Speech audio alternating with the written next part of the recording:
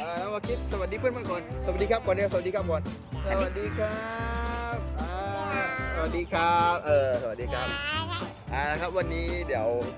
จะพาน้องวาคิดจะพาเพื่อนๆไปเดินชมเที่ยวทะเลตอนที่บางสะกอมนะครับตอนเช้าตอนเช้าไปดูกันนะครับว่าบรรยากาศไปกันเลย ครับ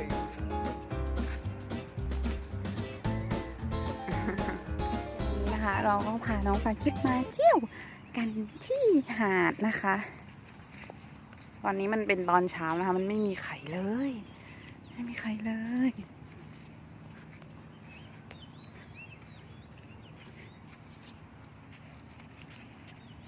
ตอนนี้6:40 แล้วค่ะน้องวาคิดจะไปไหนน้องวาคิดจะไปไหนน้องวาคิดจะไปไหนครับไปไหนไปไหนไปไหนเอาไปเล่นทะเลนะเล่นทะเลนะ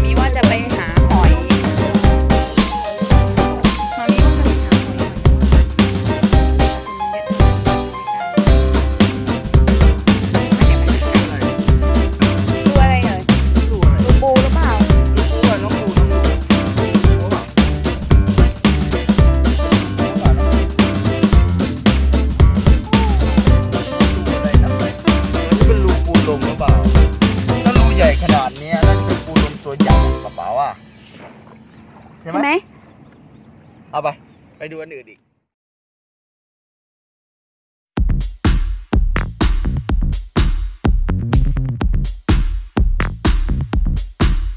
ตอนนี้2 คนก็เดินทางกลับไปแล้วนะระหว่างทางก็เจอพวกเจ็บมากช่วงเป็นหนามนะครับ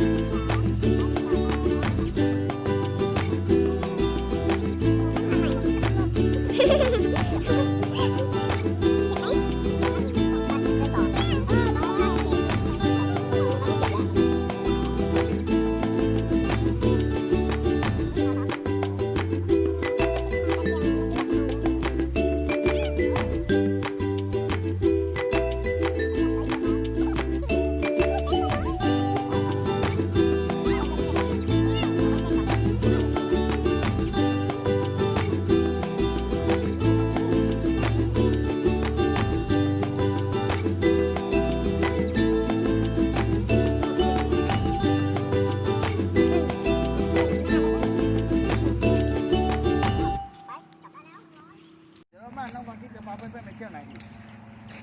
รอบหน้าน้องบางทีจะพาเพื่อนๆไปเที่ยวไหนอีกไปไหนนะไปไหนนะเอาไปสวนสัตว์เหรอโอเคโอ้โหเข้าป่าไปแล้วตอนนี้เข้าป่าน้องฟาคิดดูด้วยลูกดูทางด้วยทำไมเอียงเข้าไปในป่าทางมันเยอะตั้งแยะทำไมไม่เข้าอ่ะโอ้ยน้องอย่าเข้าไปทางอยู่ฝั่งโน้นอะไรเดินยังไงมันเข้าป่าวะอยากเข้าไปลูกโอ้โห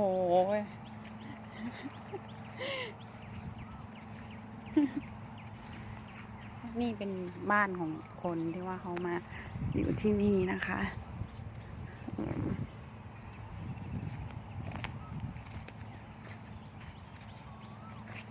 โอเคบายบายเพื่อนๆหน่อยเลยลูกบายบายก่อนลูกบายบายก่อนเร็วบายบายบายบายเพื่อนๆก่อนเดี๋ยวบายบายก่อนเอาบายบายก่อนบายบายก่อนบายบายบายบายบายบายบายบายบายบายครับบายบายบายบายเลยบายบายบายบายเร็วจุ๊บบายด้วยจุ๊บบายด้วยจุ๊บบาย